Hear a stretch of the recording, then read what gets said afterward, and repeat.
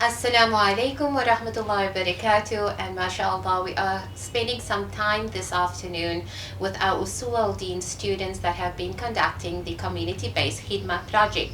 So joining me today, we have Sister Akila, Sister Munasira, Brother Amir, as well as Brother Uwais. This is not the complete team, but mashallah, we welcome them. Assalamu alaikum wa rahmatullahi wa barakatuh. Wa alaikum salam wa rahmatullahi wa barakatuh. Well, mashallah, it's an absolutely wonderful opportunity for us to be speaking to you today.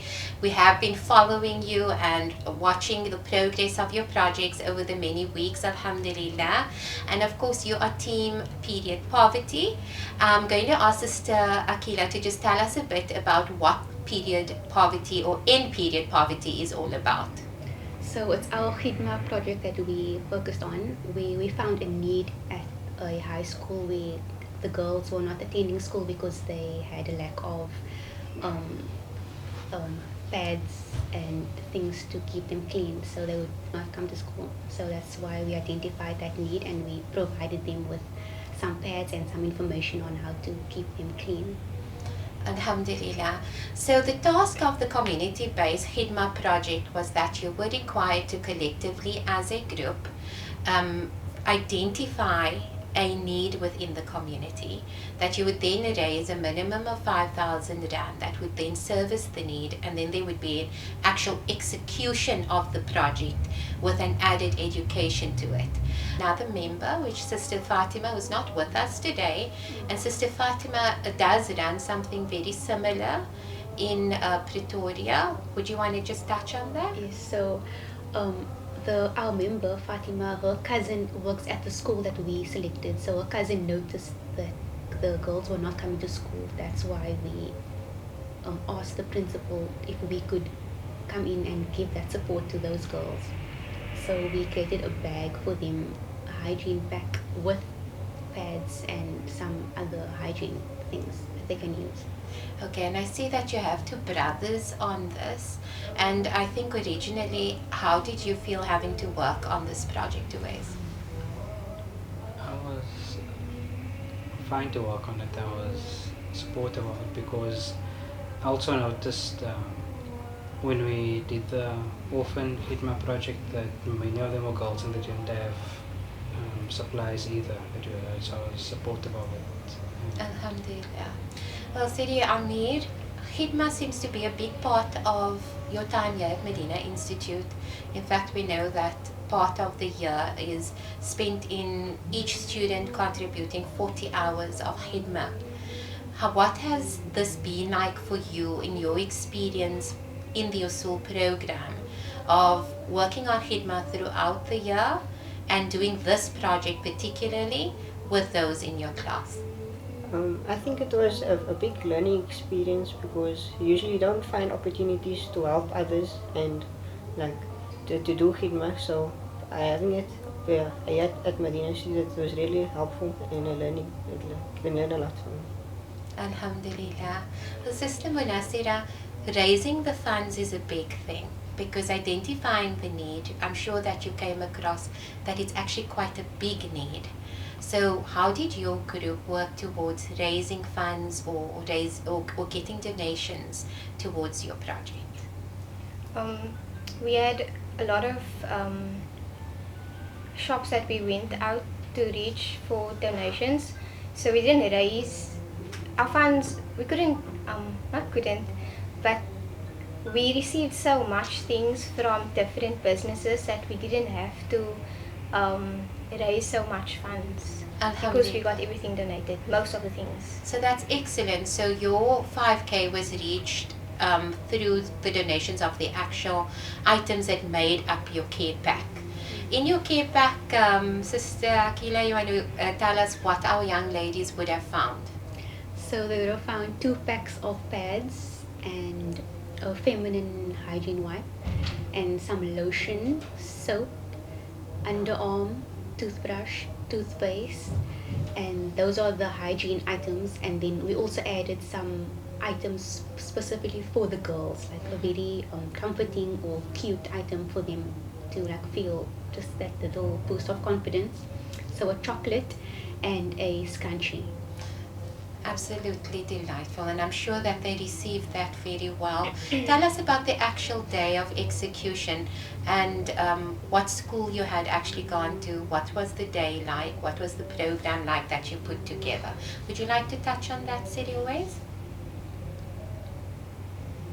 The day itself was very relaxed, surprisingly. The girls actually didn't know quite a few things about their own periods or what their body goes through, so a lot of them were asking questions. They found it informative and they were excited to actually learn, and they're also excited for their packs also. Alhamdulillah. What was the actual program that you had put together? Because all members of the group were required to be part of the program. Who would like to touch on that and tell us a bit more about what the program was like? Sister Munasira?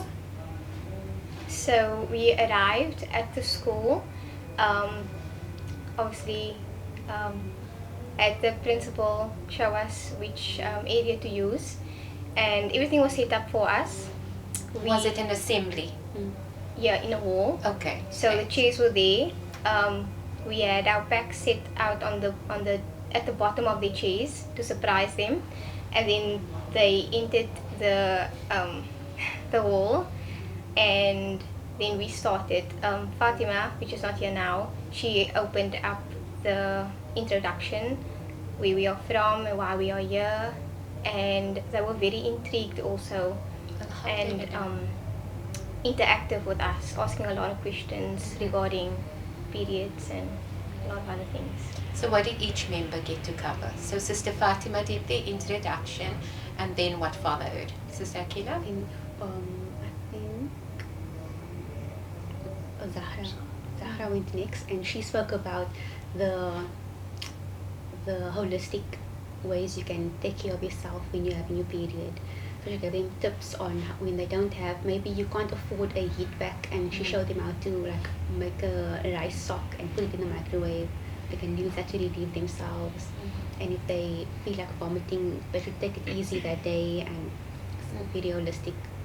So just on that, Sister Akila, like we were hoping that all the members would be here, but just on that, did you find that, I mean, if I was to go back to when I was a much younger female, it was things that was very awkward in our community, like you don't really talk about it.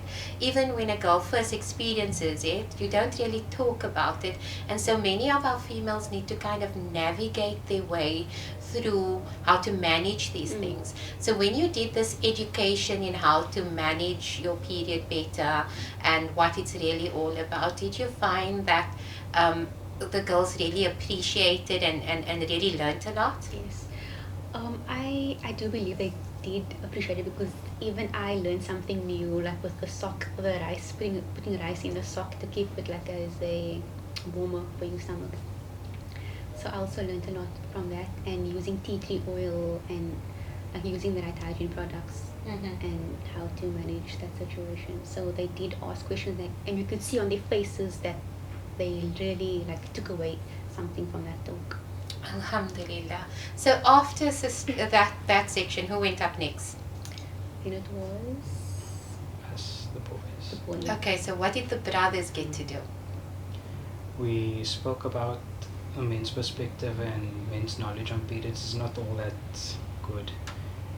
What it's like as a man, not understanding what the woman's going through, just trying to help, be supportive, and more or less what we understand of it, the stereotypes around it also.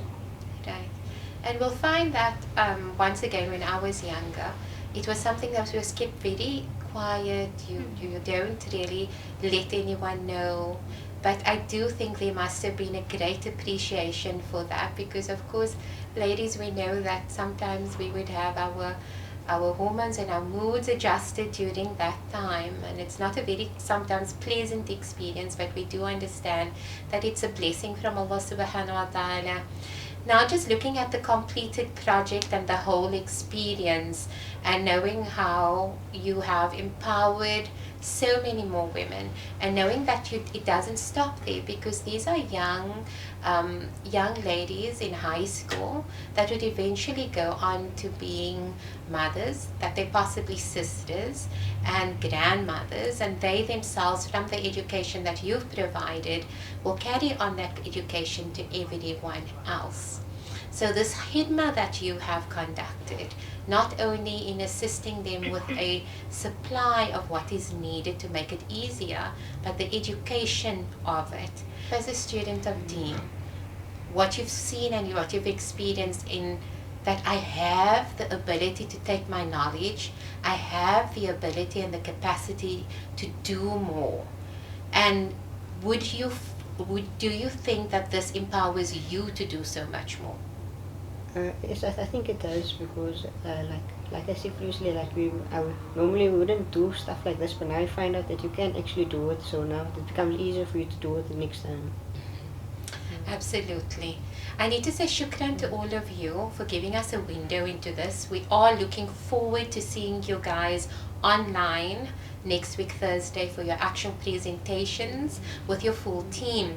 I want to conclude by asking you to each just tell us and close up with telling us what this year has been for you as an individual in terms of the Dini knowledge that you've acquired, your experiences that you've acquired in the khidmah that you've done for the entire year, and what you would tell others if they had the opportunity to pursue the same road as you in 2024. I'm going to start with Sister Akila. So for me, I appreciate the khidmah aspect of Madina, because it's not something that I do often or am used to, so I really appreciate that experience. Alhamdulillah. Alhamdulillah. Sister Munasira? It's very different for me because I was at different institutes also before this. So there is more activities at Madina Institute, and khidmah is a big part of that. So I learned a lot here. Alhamdulillah. Alhamdulillah. Sidi Amir? Sorry. From the education part, I think I've learned more about Islam. I didn't know how in depth things can go, and with the khidmah, it really takes you out of your comfort zone, and you learn more while going out of your comfort zone. Alhamdulillah. Sidi Uwais? Building on what Amir said, the education part, you didn't know it goes that in depth, and when you're doing khidmah, you see how a lot of the knowledge you learn applies to your khidmah also, in ways you wouldn't think until you're in the situation. And doing khidmah, you also meet lots of interesting people, and it's been surprisingly fun also. Alhamdulillah. Well, shukran so much to the Eend period poverty team. May Allah subhanahu wa ta'ala bless you and continue to use you in his good work. Ameen. Assalamu alaikum wa rahmatullahi wa barakatuh. Wa alaikum salam wa rahmatullahi wa barakatuh.